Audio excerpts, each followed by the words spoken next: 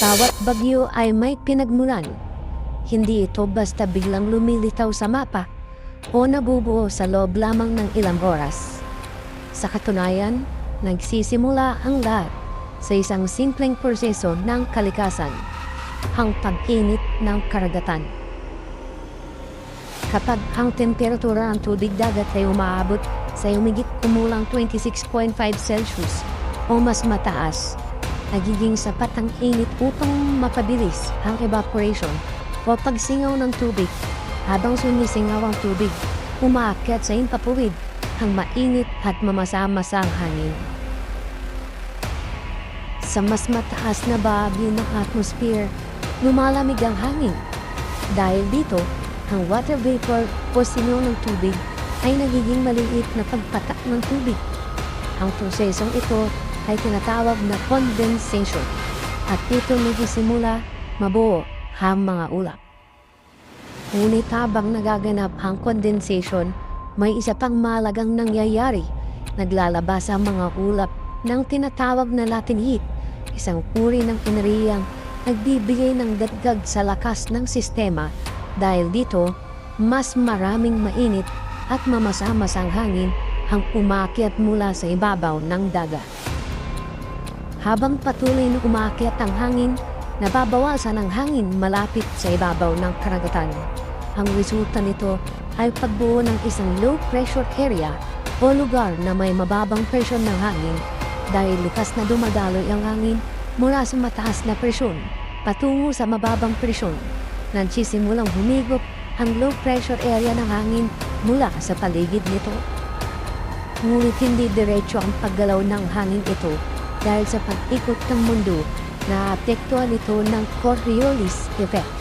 Ito ang dahilan kung bakit nagsisimulang humikot ang hangin sa paligid ng sentro ng bagyo. Sa Northern Hemisphere, kabilang ang Pilipinas, ang pag-ikot na ito ay pakaliwa o counterclockwise. Habang patuloy ang pag-ikot, lalo pang sumisipsip ang sistema ng init at moisture mula sa dagat. Unti-unti itong nagiging mas organisado at mas malakas. Kapag ang hangin umiikot ay umaabot sa itinakdang lakas, ang sistema ay maaaring kategorya bilang tropical depression. Kapag lalo pa itong lumakas, ito ay magiging tropical storm.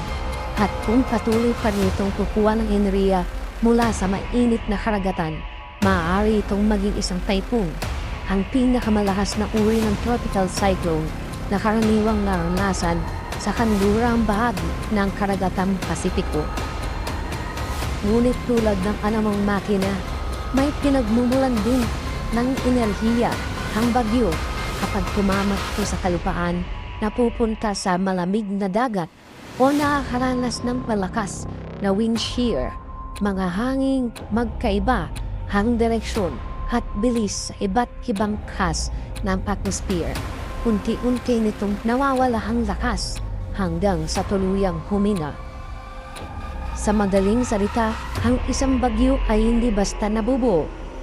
Isa itong mahabang proseso na nagsisimula sa init ng araw, pinapalakas ng mainit na karagatan at hinuhubog ng hangin at ng pag-ikot ng ating mundo.